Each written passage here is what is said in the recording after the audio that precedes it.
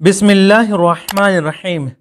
ناظرین حضرات، آج آپ کی خدمت میں والد کی قضا نماز کے بارے میں بیان کرنے جا رہے ہیں، اور اس کو سبسکرائب اور شیئر کرنا نہ بھولیں۔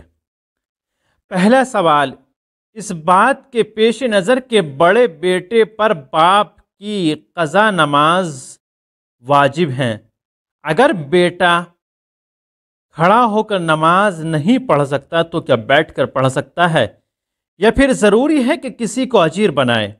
اگر کسی کو اجیر بنانے کی مالی استطاعت نہ رکھتا ہو تو اس کی ذمہ داری کیا ہے؟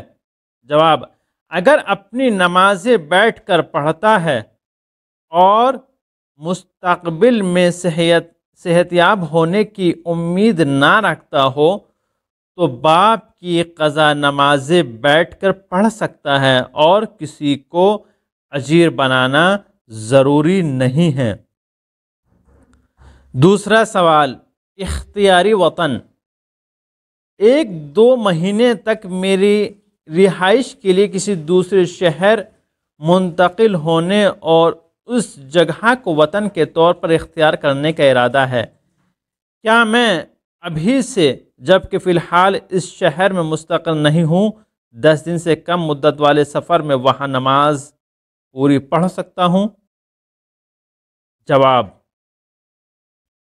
آپ جب تک زندگی گزارنے کے عنوان سے وہاں رہائش پذیر نہیں ہو جاتے، اس وقت تک نماز قصر ہوگی۔ دوسرا سوال جو کہ بعض افراد کو پیش آتا ہے، وسواسی شخص کا فریضہ۔ بعض افراد وسواس و شک کرتے ہیں، وضو کرتے ہوئے، نماز پڑھتے ہوئے، میں نے 2 پڑھی 3 پڑھی، میں نے مسح کیا یا نہیں کیا؟ سوال: کچھ سال ہو گئے ہیں کہ میں وسواس کی بیماری میں مبتلا ہوں، یہ مسئلہ مجھے بہت تکلیف دے رہا ہے، اور روز بروز اس کیفیت میں شدت آ رہی ہے، یہاں تک کہ ہر چیز میں شک کرنے لگتا ہوں، اور میری پوری زندگی شک پر قائم ہو گئی ہے۔ یہ بات مجھے زندگی میں بہت سی مشکلات کا سامنا ہونے کا باعث بن گئی ہے۔ میں جن امور میں شک کا شکار ہوتا ہوں ان کے متعلق میری شرعی ذمہ داری کیا ہے؟ جواب: آپ کی ذمہ داری شک کی پرواہ نہ کرنا ہے۔ جب تک آپ کو کسی بات کے متعلق یقین نہ ہو جائے، آپ کی کوئی ذمہ داری نہیں ہے۔